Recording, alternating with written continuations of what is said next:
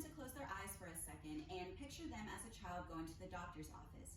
Everything is so colorful, the nurses and doctors are so nice to you, and you even spot a big bowl of colorful lollipops on the way in. As you're sitting there thinking about what flavor you might get, all of a sudden your mother is consoling you, telling you to sit still and be brave as a nurse comes in and tries to stick a giant needle in your arm. You may open your eyes. At the time as a kid, that was very traumatizing to me, and what seemed to be a horrible experience was actually intended to save me from life-threatening diseases. Today, the controversy of children getting vaccinated is a big topic to be talked about. In my opinion, wouldn't you want your children to be put in the best position possible to fight these diseases? Today, I want to elaborate on my claims of vaccines being proven to save children's lives, the cost of being left unvaccinated, and that vaccines are made safely and tested to persuade you to get your child or your future child vaccinated. Now that I've gone over what we're going to talk about, I want to move to my first point, which is that vaccines have been proven to save children's lives. According to Shot at Life, a United Foundation organization, vaccines save 2.5 million American children every year. This roughly estimates to 285 children an hour being saved. And for a more broader aspect of things, the CDC estimates 419 million preventative cases, 26.6 hospitalized preventions because of child immunization, and 936,000 early childhood deaths have been prevented since vaccinations.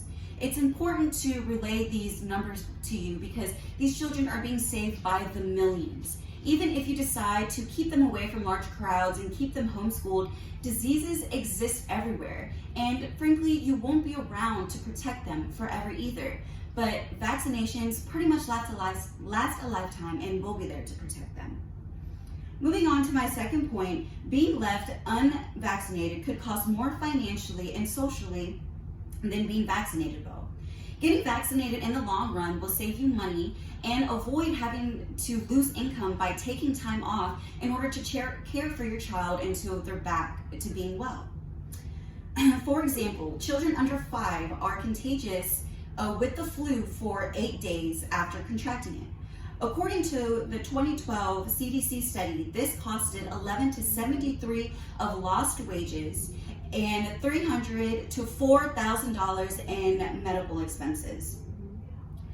Compared to other illnesses, the flu can be considered minor, but when you take into context of it being a smallpox, measles, or even tetanus, the cost of all of this goes up. And put aside all of the money, think about the agony that your child has to go through this entire treatment process, through the entire disease process, and the life-altering things that you'll have to encounter as well with your child too. Moving on to my third and final point, vaccines are tested by federal organizations and are made safely.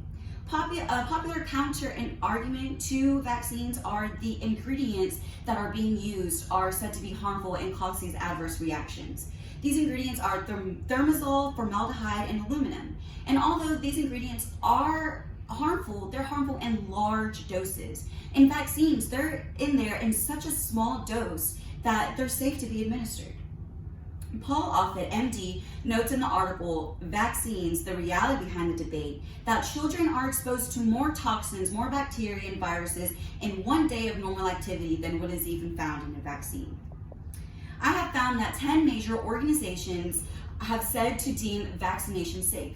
To name a few of them, the CDC, Center for Disease and Control, and the FDA, Food and Drug Administration, make their vaccines go through a 10-year monitoring and trial process before they're actually deemed completely safe. And even after that, they're continuously monitored. Because they are deemed safe, adverse reactions are very rare.